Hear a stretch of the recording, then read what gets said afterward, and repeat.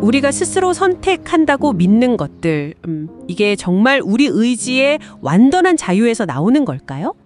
특히 신앙이나 도덕 같은 좀 더 깊은 차원으로 들어가면요. 네, 우리가 선을 선택할 능력을 과연 얼마나 가지고 있을까?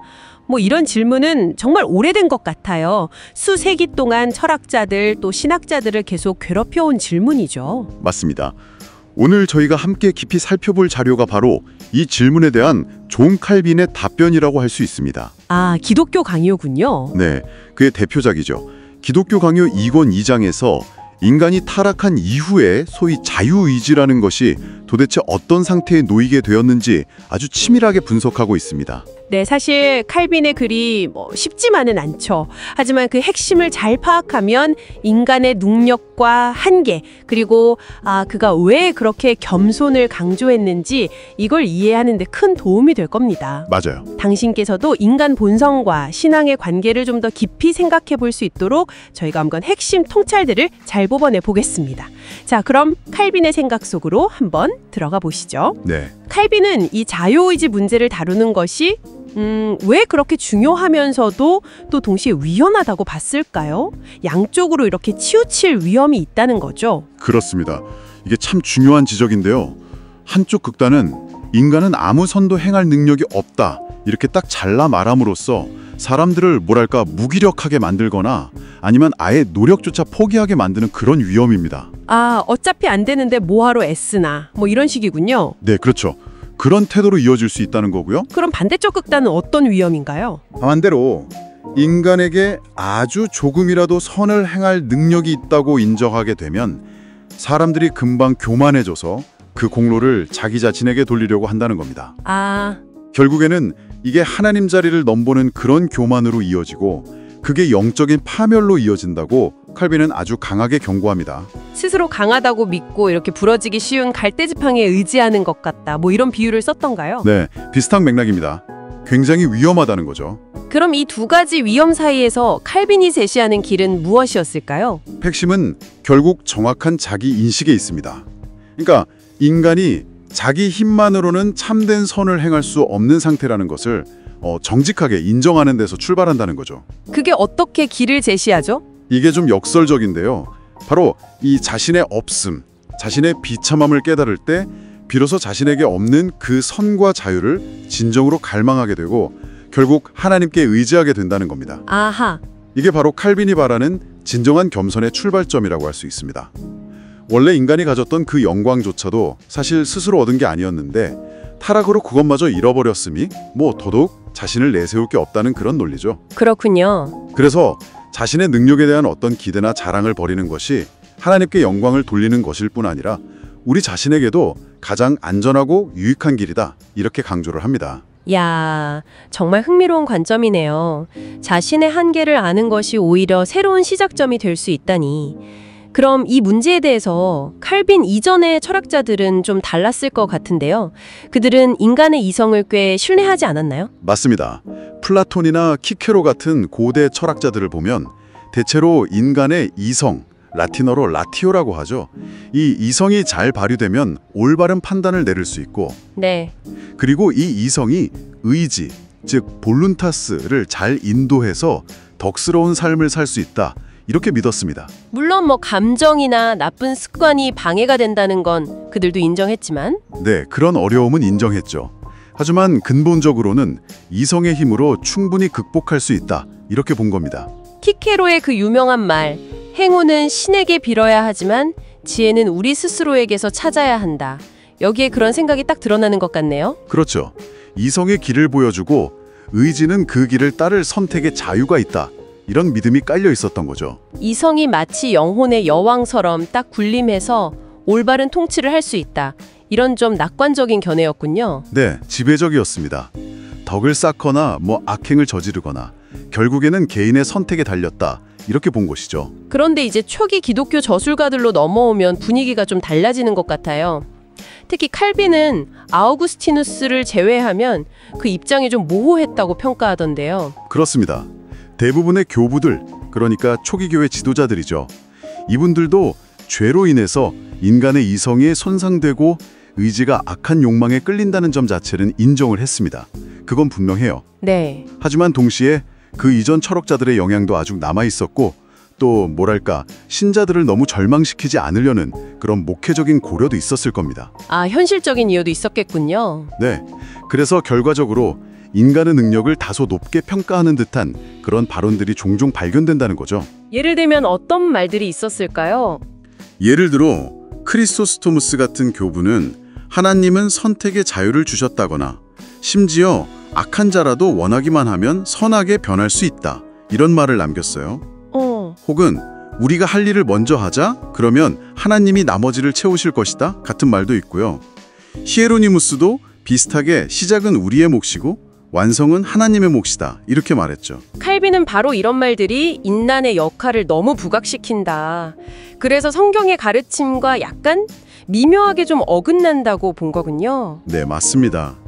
특히 아우구스티누스처럼 인간 의지의 그 노예 상태를 정말 철저하게 파헤친 인물과 비교해보면 다른 교부들의 언급은 좀 일관성이 부족하고 혼란스럽게 보일 수 있다고 칼빈은 지적합니다. 그렇군요. 후대에 이제 스콜라 철학자들이 자연적 은사는 부패했고 초자연적 은사는 제거되었다. 뭐 이런 정교한 구분을 만들긴 했지만 칼빈은 그마저도 그 참된 의미를 제대로 이해하는 사람이 거의 없었다. 이렇게 좀 낮게 평가합니다. 아예 그 자유의지, 라틴어로 리베룸 아르비트리움이라는 이 용어 자체에 대한 칼빈의 비판도 상당히 날카롭던데요.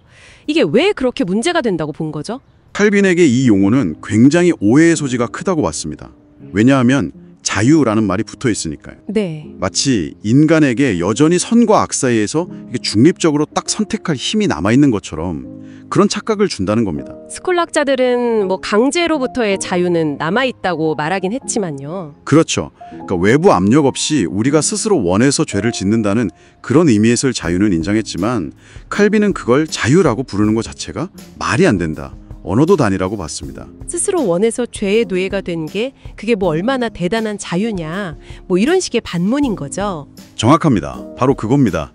이 용어가 사람들에게 헛된 자신감, 그러니까 근거 없는 자신감을 불어넣어서 결국 스스로를 파멸시키는 그런 자기 신뢰에 빠뜨린다고 아주 강하게 경고한 겁니다. 아우구스티누스조차도 이 자유의지를 때로는 노예, 서브이라고 불렀다고 하죠. 네, 맞아요. 성령이 자유롭게 하지 않는 의지는 자유롭지 않다. 이렇게 분명하게 말하기도 했고요.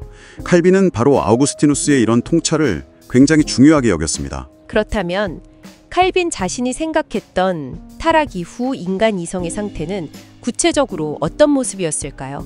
아까 잠깐 언급된 자연적 은사는 부패했고 초자연적 은사는 제거되었다. 이 구분을 좀 더 설명해 주시죠. 네. 여기서 초자연적 은사라는 것은 쉽게 말해 하나님을 믿고 사랑하며 의롭게 사는 능력, 그러니까 영원한 생명과 직접적으로 관련된 것들을 말합니다. 구원과 관련된 능력이군요. 그렇죠. 칼빈은 이것들이 타락으로 인해서 완전히 사라졌다, 상실되었다고 봤습니다. 그래서 오직 그리스도를 통한 하나님의 특별한 은혜, 즉 중생이라는 과정을 통해서만 회복될 수 있다고 본 거죠. 그럼 자연적 은사인 이성과 의지는 어떻게 된 건가요? 완전히 사라진 건 아니지만 부패했다는 건 정확히 무슨 뜻일까요? 이성과 의지가 완전히 파괴되어서 생각하거나 선택하는 기능 자체가 없어진 건 아니라는 의미입니다. 그 기능 자체는 남아있다는 거죠. 하지만 그 기능이 아주 심각하게 왜곡되고 손상되었다는 뜻입니다. 아, 기능은 있는데 제대로 작동을 못한다? 네, 그렇습니다. 이성은 진리를 제대로 보지 못하는 깊은 어둠 속에 갇혀버렸고 의지는 선한 것을 향하기보다는 사악한 욕망의 사슬에 꽁꽁 묶여버렸다. 이렇게 표현합니다. 요한복음 1장에 나오는 빛이 어둠에 빛이 돼 어둠이 깨닫지 못하더라는 구절이 바로 이 상태를 보여준다고 해석한 거군요. 정확합니다. 인간에게는 여전히 이성의 어떤 작은 불꽃들, 섬광들, 신틀레이 같은 것이 남아있어서 동물과는 구별되지만 근본적인 무지와 왜곡 때문에 그 빛이 제 역할을 전혀 하지 못한다는 그런 비유죠. 하지만 칼빈은 이 부패한 이성이라도 지상의 일들, 그러니까 세상적인 일들에서는 어느 정도 능력을 발휘한다고 인정했잖아요. 네, 그 점도 놓치면 안 됩니다. 그게 중요해요. 예를 들어 정치, 법률, 사회 질서를 유지하는 것, 또 각종 학문들, 예를 들어 철학, 의학, 수학 같은 것들, 그리고 예술이나 기술 같은 이런 현세적인 삶의 영역에서는 인간의 이성이 상당한 성취를 이룰 수 있다고 분명히 봤습니다. 고대 문명의 발전이나 여러 학문적 업적들을 그 증거로 들기도 하고요. 맞아요. 그런 것들이 인정합니다. 아니 근데 인간이 그렇게 부패했다면 이건 또 어떻게 가능한 건가요? 좀 모순되는 것 같기도 한데요. 칼빈은 이것을 하나님의 보편적 은혜, common grace라고 설명합니다. 아주 중요한 개념이죠. 그러니까 하나님께서 당신의 영을 통해서 신자든 아니든 경건한 자든 불경건한 자든 모든 사람에게 차별 없이 주시는 일반적인 선물이라는 겁니다. 아, 특별 은혜와는 다른 거군요. 네, 구원에 이르는 특별 은혜와는 구별되는 일반적인 은혜죠. 사회가 완전히 붕괴되지 않고 학문과 예술이 계속 발전할 수 있는 것은 바로 이 보편적 은혜 덕분이며 우리는 이것을 감사히 여기고 또 활용해야 한다고 말합니다. 하지만 이것도 역시 한계가 아주 명확하다는 거겠죠. 물론입니다.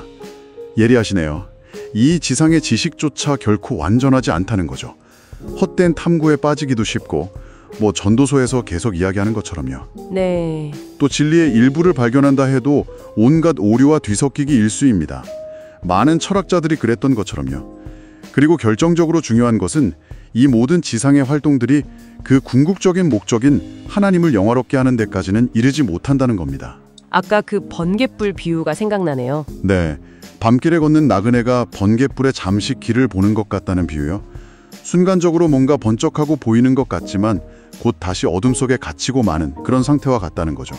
지상의 일에서는 그래도 어느 정도 번갯불 같은 빛이라도 남아있다면 천상의 일들, 레스 코엘레스테스, 그러니까 하나님 자신을 알고 구원에 이르는 길, 영적인 선을 행하는 문제에 있어서는 이성이 어떻다고 봤나요? 이 영역에서는 칼빈은 아주 단호합니다.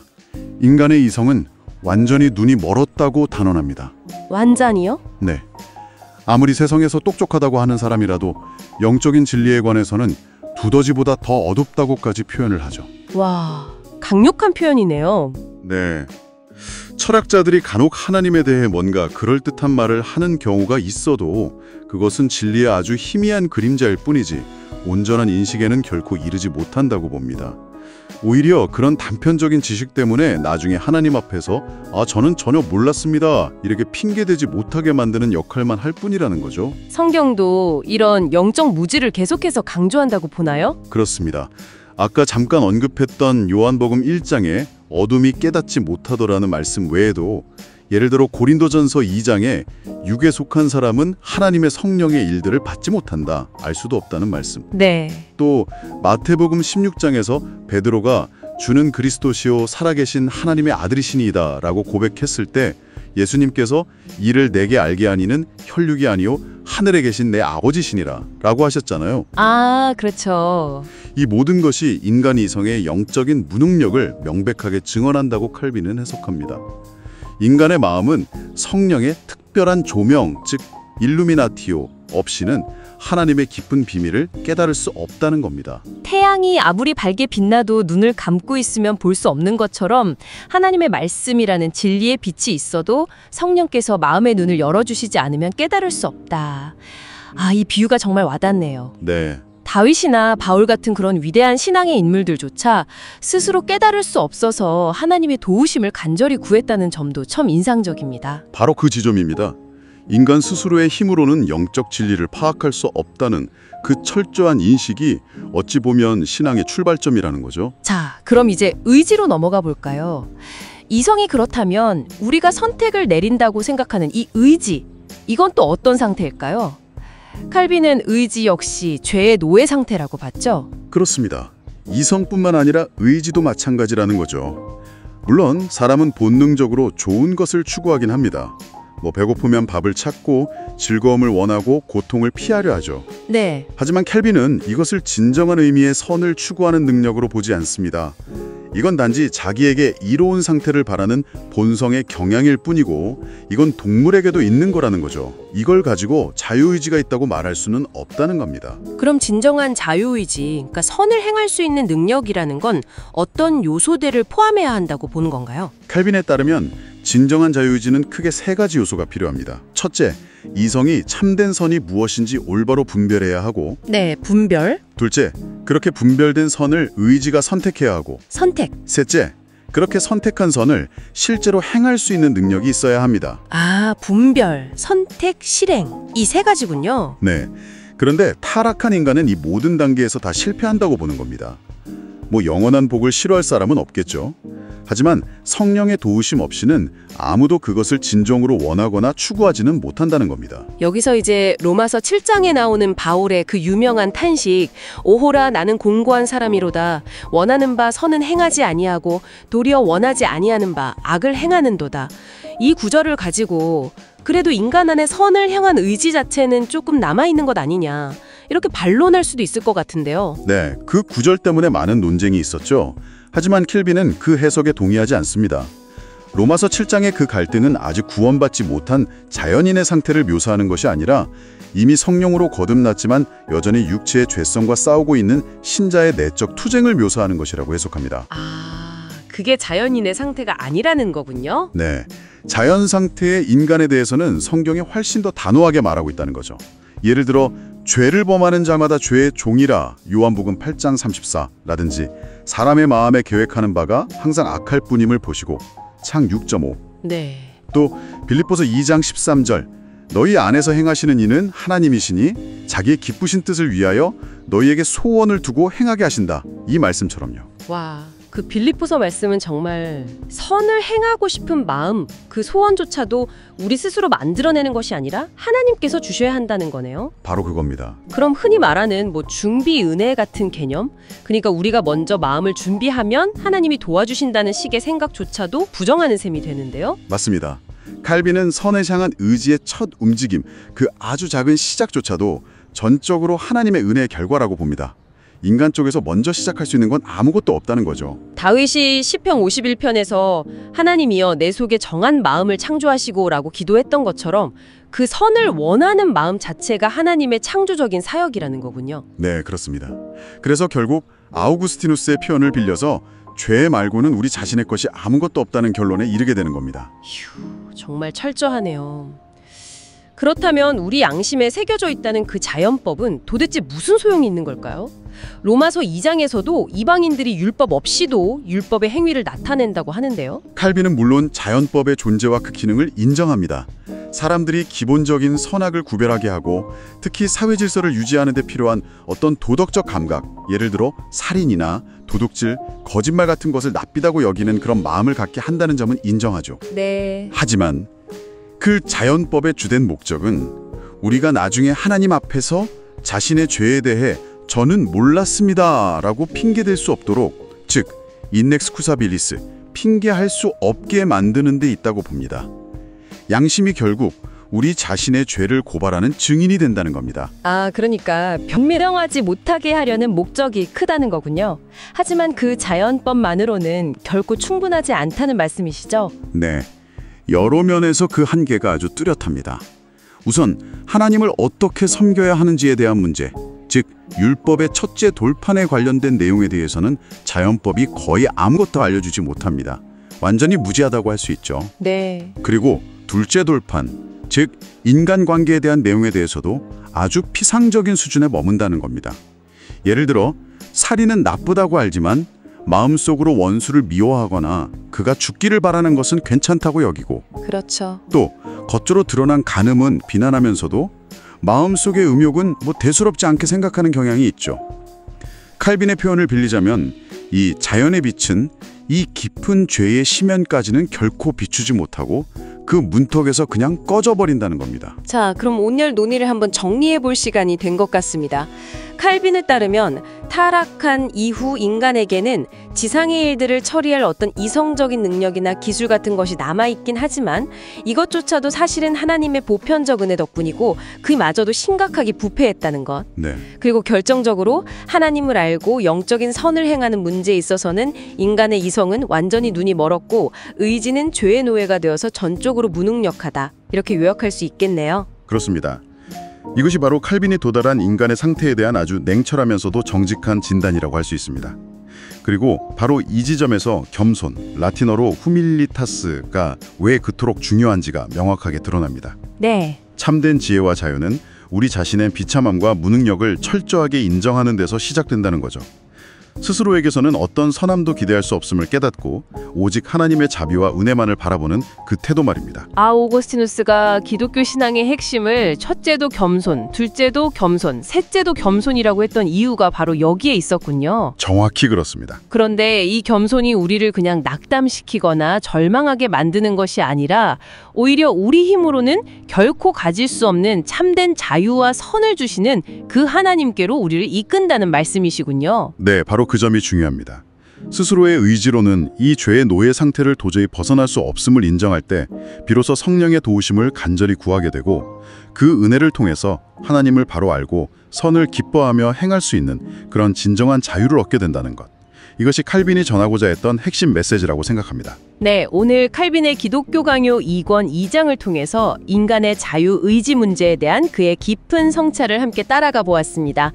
지상에서의 능력과 영적인 무능력, 그리고 그 모든 것을 가능하게 하거나 혹은 회복시키는 하나님의 은혜. 참 복잡하면서도 우리 신앙의 근본을 건드리는 중요한 주제를 다뤄봤습니다. 마지막으로 이 내용을 들으신 당신께 이런 질문을 한번 던져보고 싶습니다. 고린도후서 3장 5절에서는 우리가 어떤 선한 것을 생각하는 것조차도 우리 자신에게서 나온 것이 아니라 하나님께로부터 온다고 말합니다. 네, 생각조차도요. 만약 선한 행동은 물론이고 선한 생각이나 동기의 그 시작조차 내 안에서 비롯된 것이 아니라면 이 깨달음이 당신의 삶에서 의존성이라는 단어를 어떻게 좀 새롭게 보게 만들까요? 이것이 혹시 어떤 무력감이나 절망이 아니라 오히려 예상치 못했던 평안이나 더 깊은 감사의 이유가 될 수도 있지 않을까요? 이 질문을 한번 곱씹어 보시면서 오늘 저희의 탐구를 마무리하면 좋겠습니다. 네, 깊은 질문이네요. 다음에 더 흥미로운 주제로 다시 찾아뵙겠습니다. 감사합니다. 감사합니다.